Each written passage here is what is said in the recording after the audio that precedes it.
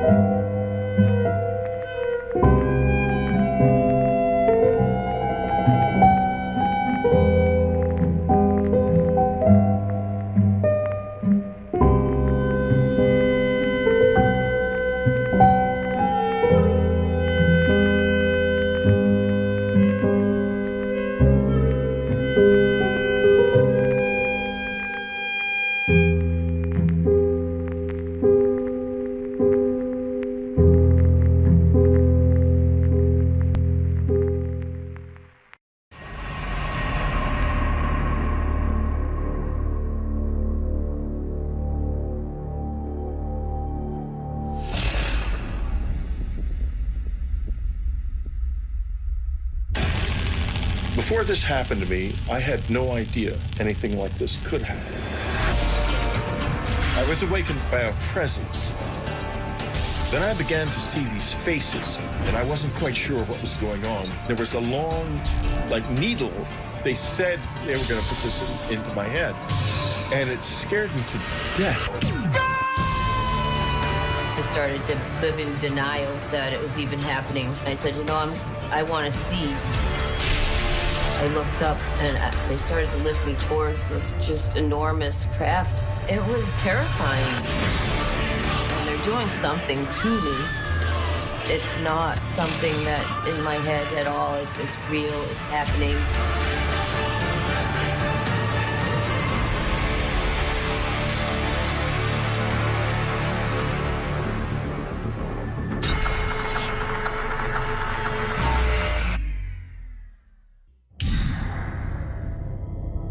Before the fall of 1985, I had no opinion about UFOs or alien abductions or anything like that. I probably would have scoffed, actually, at anyone said they'd been abducted by aliens.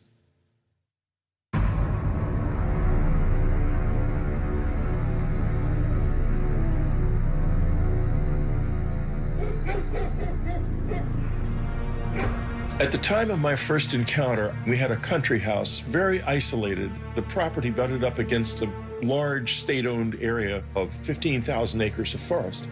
And it wasn't actually even on any maps at that time. The private road hadn't been included in maps.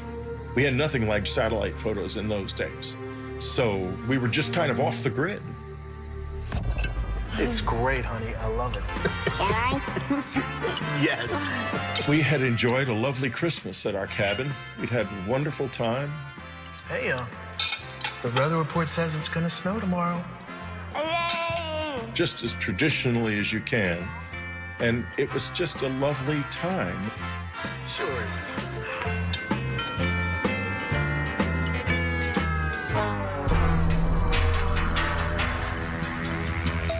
Every night, I went from door to door and window to window, making sure everything was locked. Having lived in the city, I felt very isolated when I was out in that house. And I began to obsess about there being someone coming into the house at night when we were asleep. I would do that more than once, actually, in a night. I would wake up in the middle of the night and do it again. And I was filled with fear. I did not know really why.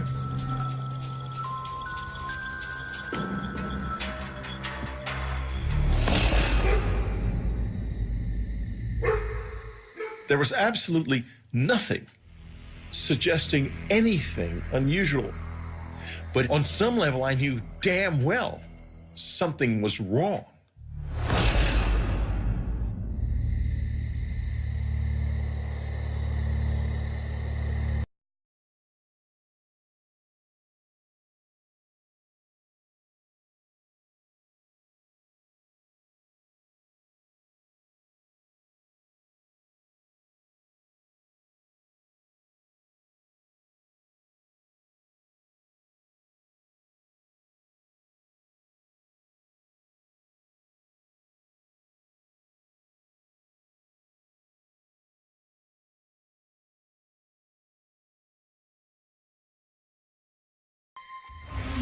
I was awakened by a whooshing sound.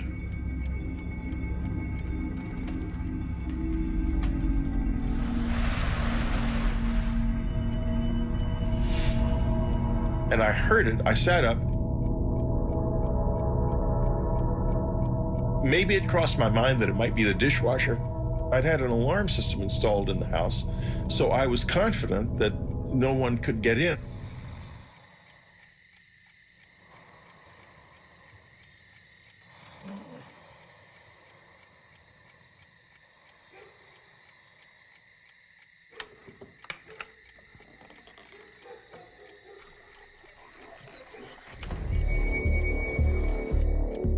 As I woke up, I became immediately aware of a presence.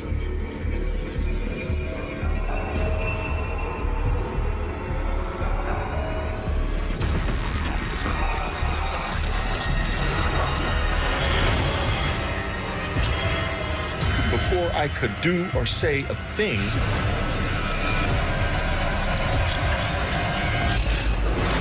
I was gone, was blacked out. After the blackout, something happened to my body.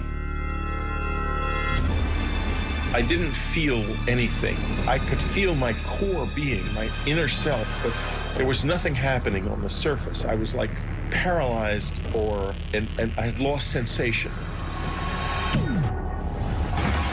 Then I remember a feeling like going up in a fast elevator. And I saw the trees whipping past beside me. It happened so fast. I didn't get a chance to gather myself together. And I blacked out again. That's how it started. I found myself waking up. I couldn't move. And these figures began to dart around, and I wasn't quite sure what was going on. Then I began to see these faces. Big, long, narrow faces with big black eyes, but they were short. It opened the box, and there was a long, like, needle thing in the box. They said that they were going to put this into my head, and it scared me to death. It was devastating. After they inserted the needle into my head, then the really unpleasant part physically began.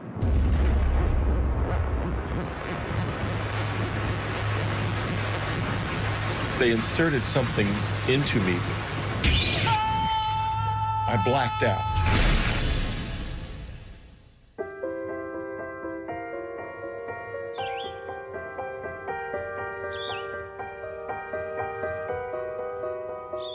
I woke up in the morning, confused. I felt like I'd been in a fight or something.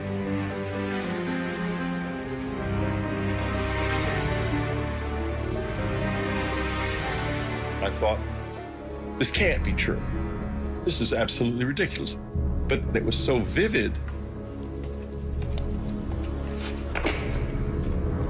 By the time I went to the doctor, I had reconstructed the experience enough to tell him the sequence of events.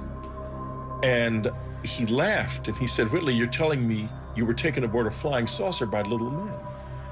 I thought, my God, I am telling him that. What in the hell could that mean? And he examined me and he said, "To be honest with you, Whitley, it looks as if you've been raped."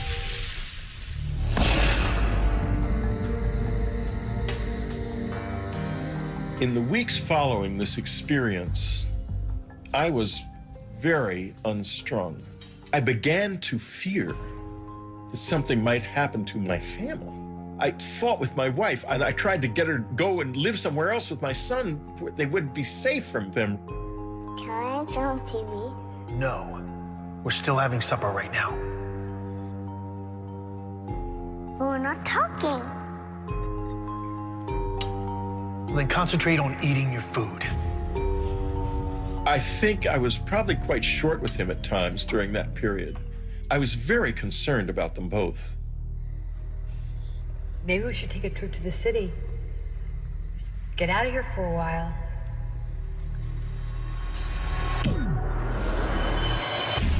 At first, when the memories began to return, I just couldn't believe them. I thought that I had been drugged by somebody or been hypnotized and had this experience implanted in my mind. I did not want to believe I'd been abducted by aliens.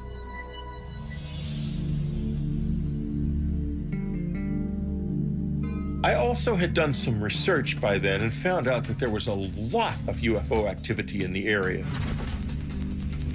In fact, there was, across the Hudson, there was a whole huge flap of the Hudson River Valley UFO sightings, which was still just in the process of ending when this happened to me.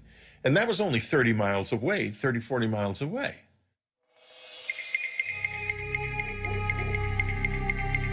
My brother had given me for Christmas a book called Science and the UFOs.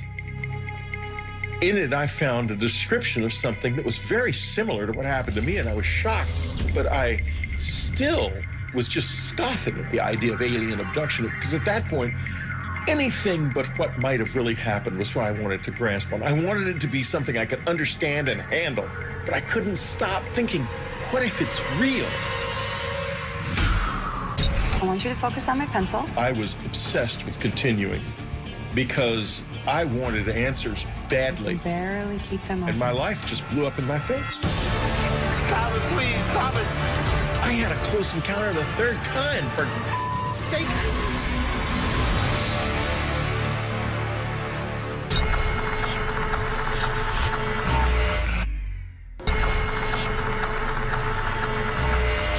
When I began exploring how to understand what had happened to me, the possibility of hypnosis became apparent. I've never been hypnotized before. I don't know if it'll work on me. Well, let me worry about that. Even under hypnosis, no one's gonna make you say anything that you don't want to. Okay? You're the one who's in control. Okay? Okay. All right. I want you to focus on my pencil. And while I do this, I want you to relax. All right, relax your face. Relax your neck and shoulders. And now I want you to relax your eyes. You can barely keep them open. When I went into hypnosis, what I saw was so vivid and so unexpected.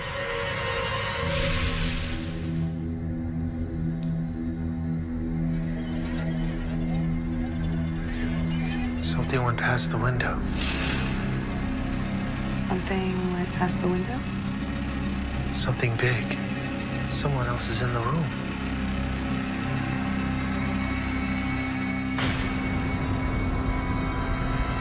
Who the hell is that? Is that somebody there? It can't be. I don't want to be there. I don't want to be there. Oh, God, stop it, please. Stop it. Don't let them take me there. Stop! It's okay, Whitley. Look, you're safe. Okay? And that was why I was so paranoid and unstrung during the October-November period. But I had no conscious memory of it until it burst unexpectedly out In that hypnosis session, what I saw was so vivid and so unexpected to both of us that I basically think there's no way it wasn't a production of memory, not of imagination. Do you want to stop?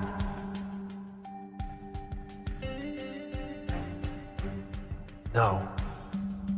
I was obsessed with continuing because I wanted answers badly. I had a close encounter of the third kind. For sake, I can't just ignore this. Okay. Now it's the night of October 4th. You've just woken up. And tell me what you see. Under hypnosis, I saw one of these alien figures standing in my bedroom. It touched my head with a wand that had an electric fizzle to it. And it flashed terrifying visions. The first one I remember is a vision of my son. Something is happening to him. And I had the impression he was dying or being kidnapped or something at the time, and it was very frightening. The second vision was a vision of my father dying. He died previously of a heart attack. He was already dead. And the sense of sadness I felt was profound. I loved him deeply.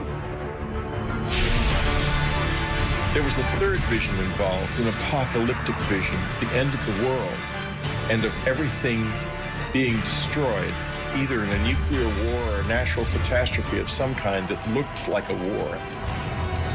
I remember the sense of despair and helplessness that it brought me.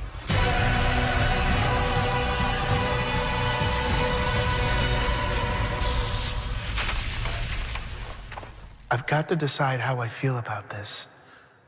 I can't deny it anymore. When I began to gather myself together, I had met by this time other people who had had similar experiences. I began to ask myself, what did they want from me? I speculated about whether or not what seemed like a psychic attack could have been warnings. I have remembered more and more, not only the vision of the apocalypse, but other warnings and consistent warnings, not only to me, but across the whole community of people who have had this experience. A lot of them get the same warnings, that we're in trouble, that our environment is in trouble. So I'm not alone in that. And that has become really a central feature of my current life.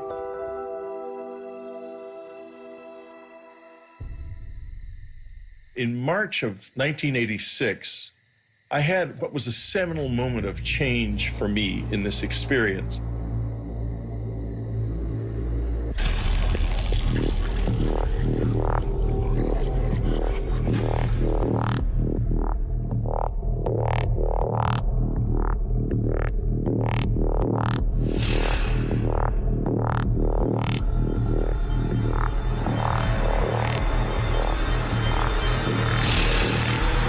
Oh, God.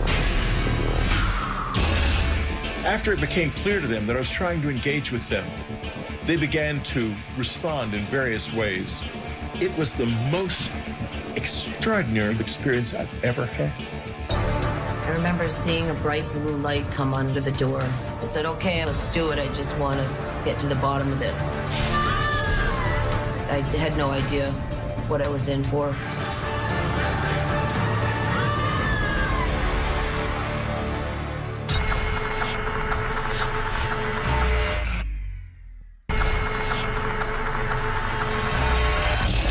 In March of 1986, I had what was a seminal moment of change for me in this experience.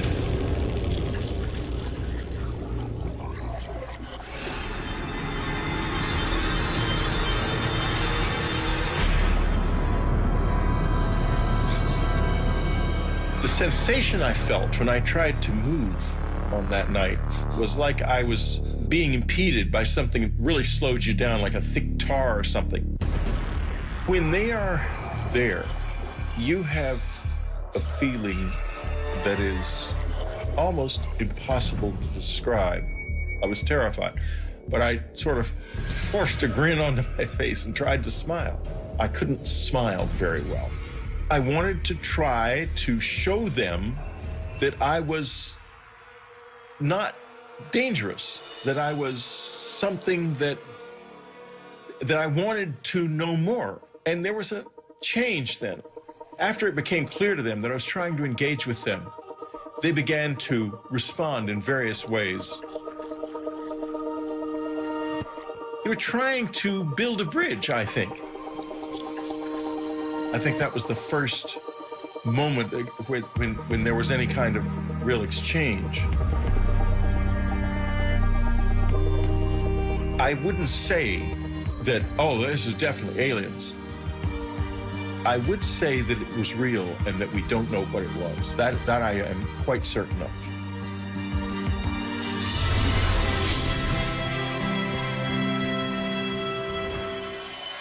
The public reaction to my book Communion was very complex. Literally, as soon as the book was published, letters that week, literally the week of publication, letters started coming. You got more letters. We had well over 200,000 letters over the years. We probably had closer to 500,000 over the years. I don't know what to say to them anymore. I don't have all the answers. Maybe just understanding the questions is enough.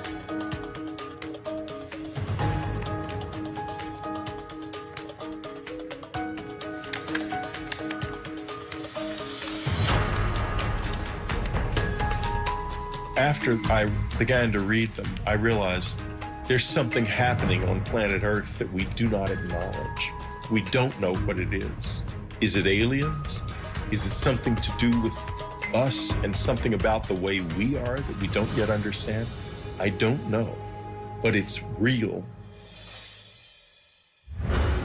In the late summer of 1994, it became clear that we were running out of money. We began to not be able to pay our mortgage, and it became clear we had to leave. And so, at the same time, though, that this was happening, I was having one of the peak experiences of the whole thing. I'd begun meditating in the cabin because people had found the place, and there were other people out in the woods at night looking for the aliens with flashing flashlights up in the air and such childish stuff. And so I meditated, and I stayed in the house and meditated from then on. I didn't really want to be disturbed by that. And one night there were these thuds on the roof right above me. And the next moment I could feel a presence in the room.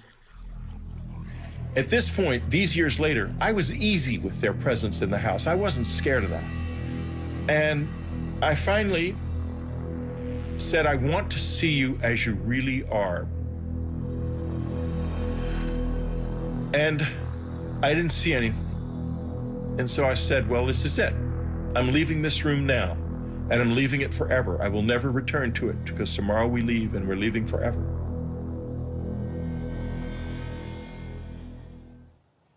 And I left the room. I went to bed. I lay in the bed, still hoping something would happen. Suddenly I saw a light up in the front yard. It was a bright, beautiful white light shining on the grass like moonlight, but 10 times brighter. I got up and looked out the window, and this light with rays coming out of it, and the rays penetrated my body, some of them, and I could like taste his presence in the rays. It was the most extraordinarily beautiful experience I've ever had.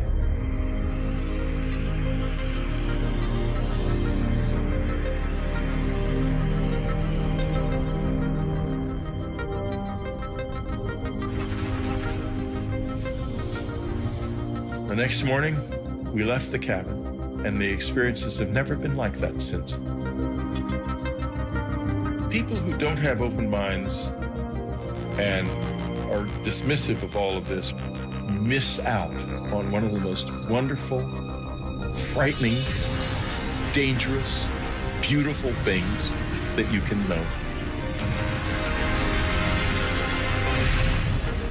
I did not ask for this. I did not know about it. I did not expect it. I did not want it, that's for sure. But it burst into my life without warning, and it's never left me since. Take from this what you will. This does happen to me. It has been happening to me all my life, and you don't have to believe because I know the truth.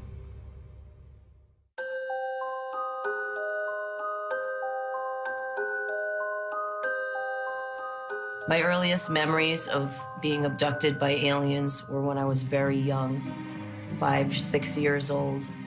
I was living in Ohio, and it was kind of in the middle of nowhere. Our nearest neighbor was a mile or two away. There was, nothing for miles. I would be in my bed, usually. I would hear voices coming down the hallway. The voices were of my parents, so I got comfortable thinking it was my parents. I remember seeing a bright blue light come under the door, and shadows, actually, of something standing outside the door. And I realized that it was not my parents coming in.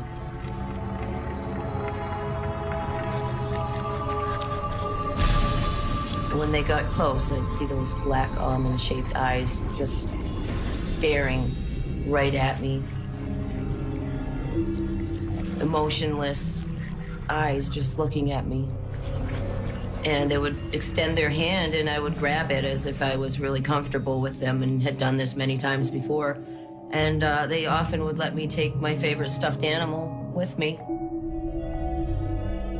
As a child, I didn't realize that these beings didn't visit everybody at night. I thought when people went to bed, the bald men would come for everybody. And it was just a normal thing.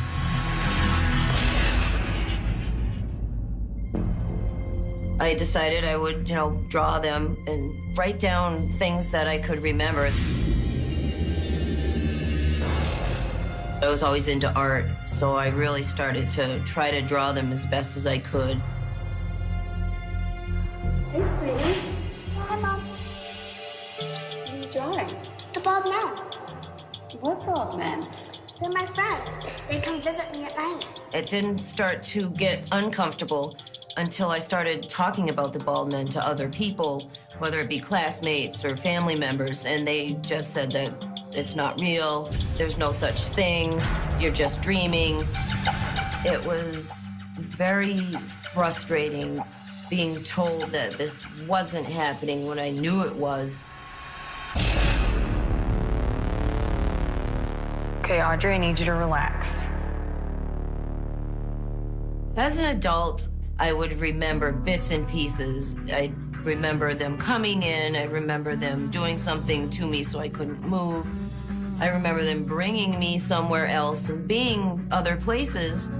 But the things I didn't remember were, what were they doing to me when they took me? And I said, okay, I need to find people that could maybe help me. Close your eyes. Take a deep breath. Regression was a great tool to bring back the missing pieces, the memories. We're gonna focus on a room. Didn't even think about it, didn't get educated on it, said, okay, I'm gonna get hypnotized, let's do it. I just wanna get to the bottom of this. It's a basement. You're gonna walk down the stairs. And in the back of my mind, I'm thinking, this isn't gonna work. Those memories are gone. I'm never gonna remember what's happening. I didn't know anything about it. I had no idea what I was in for. 3, 2, 1. Audrey, tell me what you see. Tell me what you see. What you see. My first hypnosis session was the most traumatic experience that I think I've ever had in my life. And I wasn't ready, I think, to see what they were doing. I wasn't ready to accept it.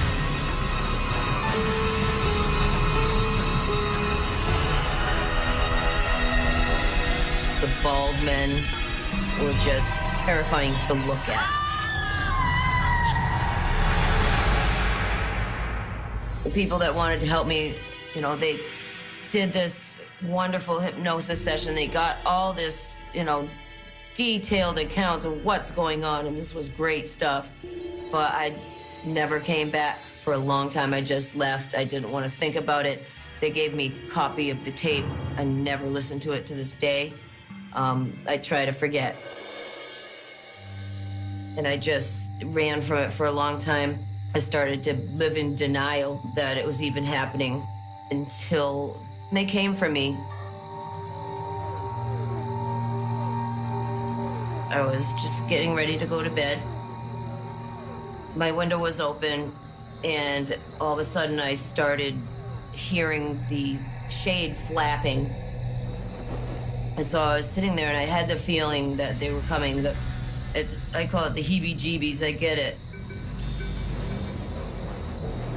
And it's like a pure state of panic, anxiety, but at the same time, almost like I feel like I'm magnetically attracting something to me. I can't explain it, but it is some kind of attraction.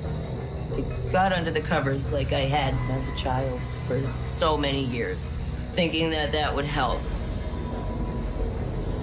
And I don't know, something kind of snapped inside me, and I said, I want to see what's coming and what has been coming for me for so long.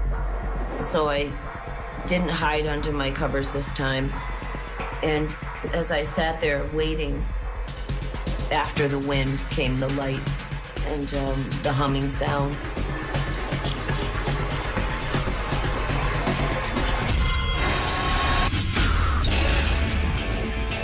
I woke up at a time I wasn't supposed to wake up. As I grabbed him, I heard, "Watch out for the mother."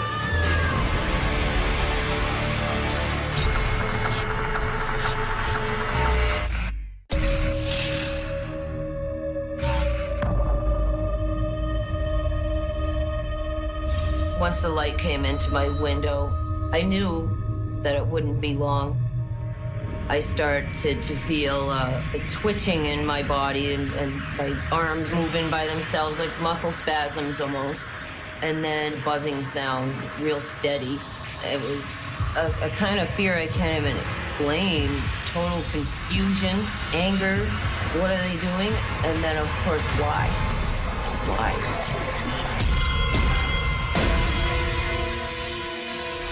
I tried to scream so somebody could hear me and maybe help me, and I couldn't. There was no sound that would come out.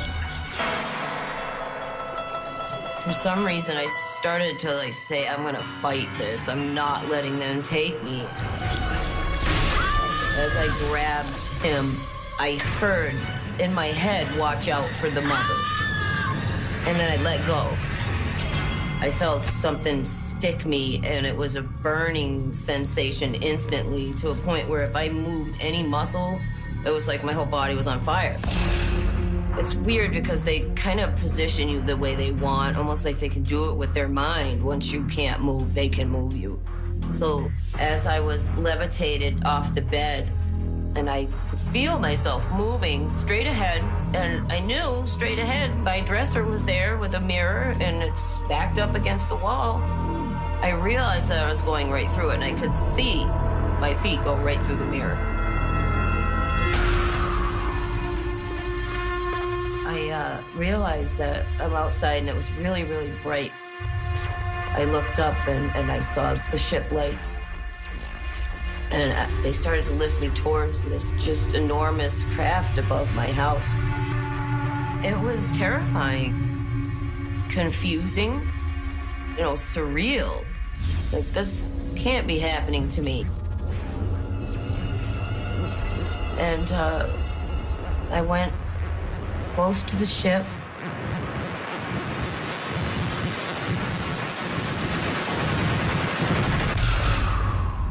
And that was the last thing I remember. And then I just blacked out.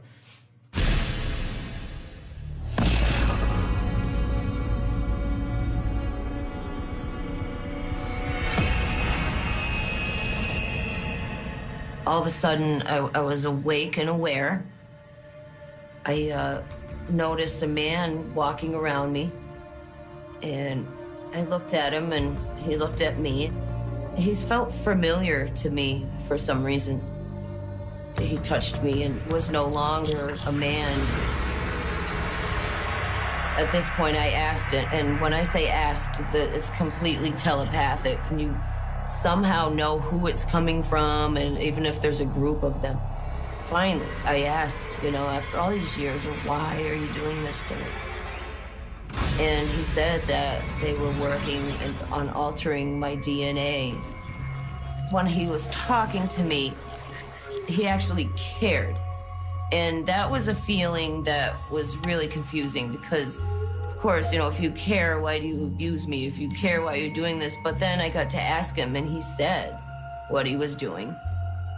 This was like a breakthrough. I got to talk to him, and it's been years. It's almost like that first question that I got to ask was just the beginning. There was a machine. It was strange looking, but I knew it was some kind of a clock. And it was counting backwards. I heard the words war, and then just blacked out completely. And that's all I remember until, I woke up at some point. I don't know how long it was, but I regained consciousness. I'm still on the table. And they're doing something to me. They had a machine that actually physically came and removed my eye. And when they pulled the eye out, I noticed that there was something coming to where my eye had been into the socket. This big, long needle, they put it into the eye socket, did something.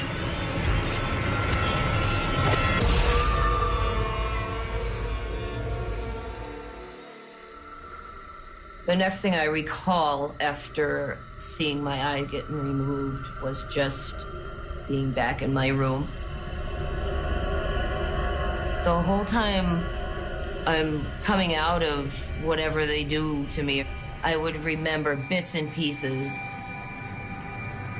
I scrambled to my journal and I wrote down what I remembered. I don't usually even look at my journal because it does tend to bring back a lot of the fear and the emotions. And, sometimes it's meant to be forgotten for good reason. Years later, I started to have physical problems from it and actually had to, undergo various surgeries because of unexplained scarring in my tubes and ovaries and uterus. There was just, the doctors didn't know what it was from. There was just scarring in there. I never told the doctors what I knew it was from. It's not something that you can say, all right, hey doc, this is what's going on, especially back then.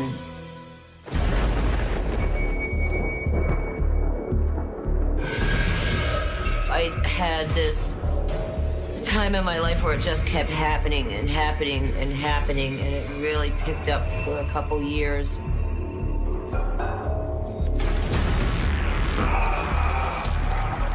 This encounter started as it always does. When I woke up, there was one of the Greys standing at the foot of my bed, and I saw him there, and then just blacked out completely.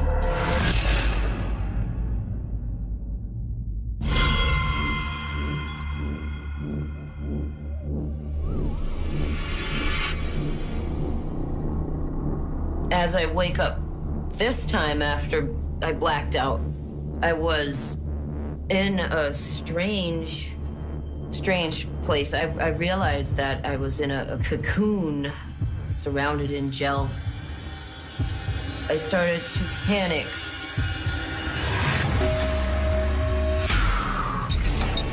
One of the Greys realized I was awake, hurried over to me. I remember seeing a needle coming at me, and it was a fear I can't even explain.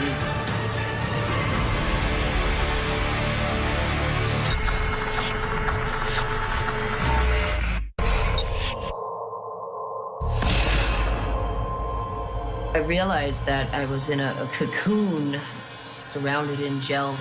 I looked through the gel and the cocoon. I'm looking out into the room, and I noticed that there's some grays in there, and I couldn't tell exactly what they were doing, but I was distracted by a small girl. Looked like a small child, but it was what appeared to be a hybrid of a human and a gray alien. She was really strange. She wasn't dressed in the same clothes that grays wear. She was dressed like it was old-fashioned clothes, maybe 1800s. It was confusing. It was almost, surreal. As I was looking at her, she looked at me, and I felt almost like a kind of connection with this child, and she came right up to me. It was not just an interest, there was a connection, like a deep connection, and it felt a familiarity with her. One of the grays realized I was awake, hurried over to me, and I remember seeing a needle coming at me and right through the cocoon. And then I just blacked out. And she's just always had a place in my heart, I guess, for, from the experiences. I always remember that child.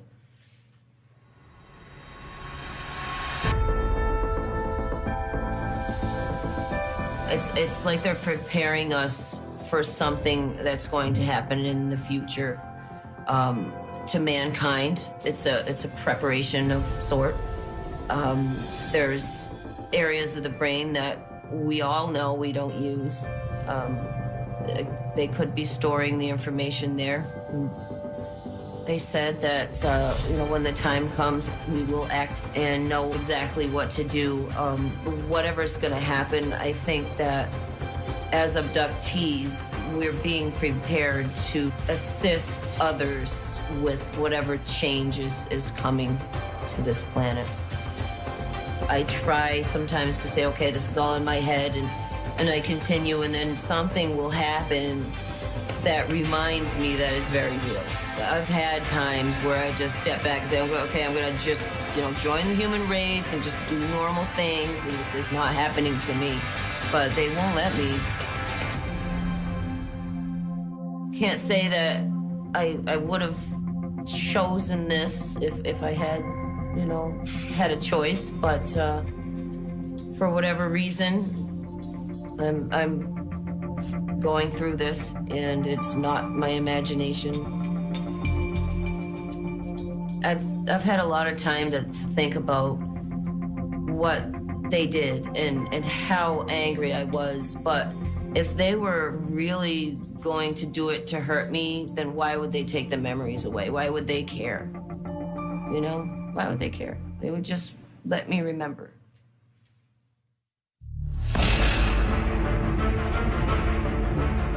I think that literally everybody is afraid of this. I think it happens to far more people than remember it at all. I see it as a part of the human experience that we cannot acknowledge. Most skeptics and people that don't believe are probably the ones that believe the most. People are eager to reject the things I've written about. And they are so scared of it that they have to put it out there that it's not happening. But when they look up in space at night, I think they really know that there's not a chance that we're the only species here in this universe.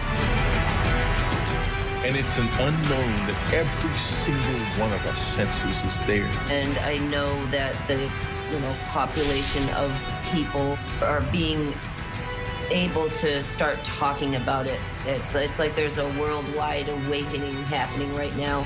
That there is something happening on this earth to human beings that is powerful and real, and that we either don't or can't acknowledge, even to this day. If you don't believe now, then just wait a little while, because the proof is coming. New Forbes. Join the search.